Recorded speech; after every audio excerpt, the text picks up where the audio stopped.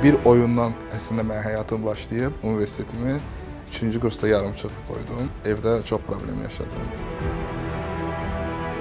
6 ay sonra ölkənin ən böyük holdinglərinin birində dizayner olaraq işə başladım. Disiplinimi bununla saxlayırdım. Disiplin mənim üçün daha çox pul qazanmaq idi.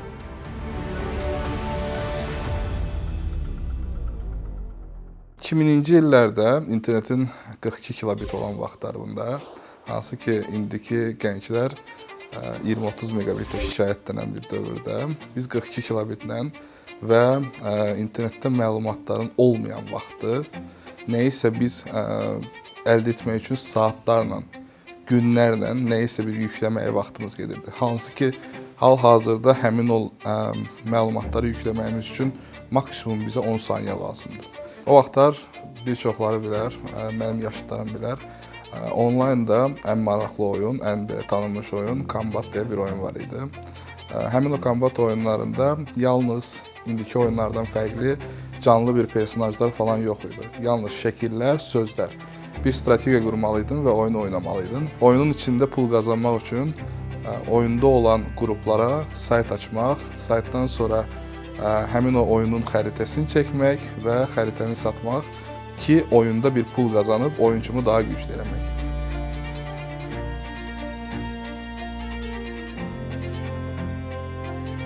Hər şey bundan başladı. Sonra universitetə daxil oldum.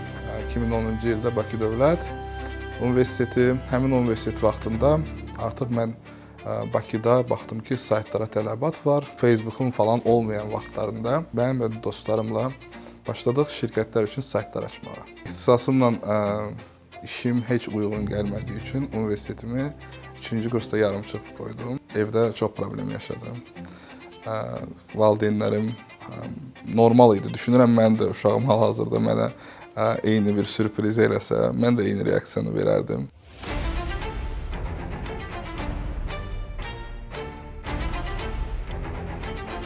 Universitetdən məzuniyyət götürəndən 6 ay sonra ölkənin ən böyük holdinglərinin birində dizayner olaraq işə başladım. Əmək kitabçamla bir yerdə, əmək haqqımı alanda, o zamanlar valideynlərim rayonda yaşayırdılar.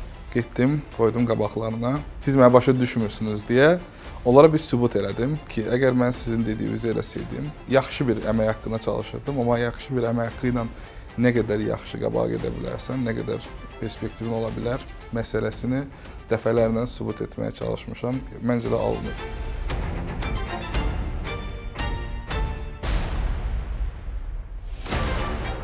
Reklam agentlikləri, özüm freelans olaraq çalışırdım, amma yerli bazarda olaraq freelans olaraq çalışırdım. Ondan sonra 2015-də bir iş yoldaşım deyək, freelans iş yoldaşımla bir mənə sayt tövsiyə elədi ki, belə bir sayt var. Sən burada müştəri olmadan öz dizaynları və elementləri satışa qoyaraq pul qazana bilərsən.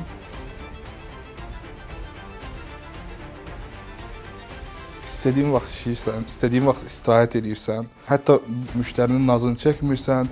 Ağlıma nə gəlir, axşam yatdın, durdun, elədin və yüklədin, pul qazanmağa başladın. Motivasiya pul idi. O vaxtı 22-23 yaşında bir gəncin pul qazanması idi. Bir qısa müddətdə, hardasa 3 ay, 4 ay ərzində mənim bacarığımla eyni yerdə, holdinglərdə hətta işləyən adamların maaşından daha çox əmək qalmağa başladı. Disiplinimi bununla saxlayırdım. Disiplin mənim üçün daha çox pul qazanmaq idi. Daha çox pul qazananda daha çox səyahət edirdim, daha çox şeylər öyrənirdim, özümə daha güclü kompüterlər alırdım və daha da çox işimi artırırdım.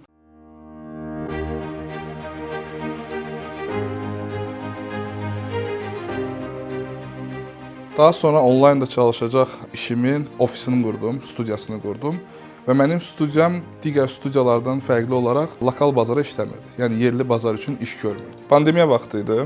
Hamının əziyyət çəkdiyi, hamının onlayna keçdiyi dövr. Mənim həyatımda dönüş nöqtəm onlaynda. Çünki həmin vaxtlar onlayna hamı keçdiyi üçün bizim işimizin həcmi artmışdı. Daha çox tələbat var idi və daha çox iş görməliydik. Birinci dizayn studiya yaratdım, sonra foto studiya yaratdım. Həmin o studiyanın daxilində başladıq özümüzdən neçə saat çıxa bilirdiksə, özümüzü başladıq çəkməyə və onlayn da yenə satmağa başladıq. 2 fotostudiyamız oldu və 100-dən çox insanla çalışdıq model olaraq. Biz insanlara pul verirdik ki, gəl sənin şəklini çəkək və şəklini bütün dünyada satışda olacaq. Hətta bir çox billboardlarda, şəhərdə, mərkəzdə, dünyanın hər yerindən həmin o şəkillər alınıb istifadə olunurdu. Ondan sonra baxdıq ki, Azərbaycanda model yoxdur. Yəni kimi tapa bilmişik, kim razı olub bu işə, artıq bitib. Fərqli insanlar, simalar tapa bilmirik. Biz köçdük İstanbula. İstanbulda böyük bir studiya qurduq. Bir müddət orada çalışdıq. Demək olar ki, 2 milyondan çox fotoşəkil, 1 milyondan çox qrafik dizayn elementlərinin onlaynda satışı ilə məşğulam.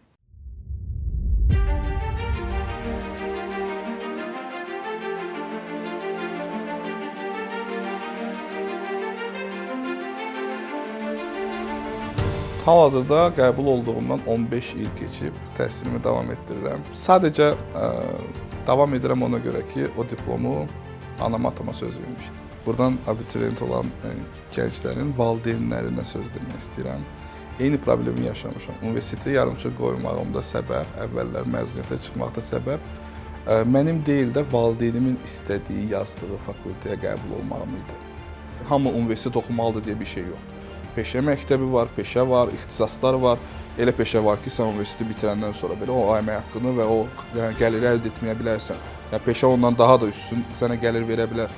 Sən valideyn olaraq birinci uşağını düzgün yönləndirməlisən, düzgün bacarığını, istedadını kəşf etməlisən.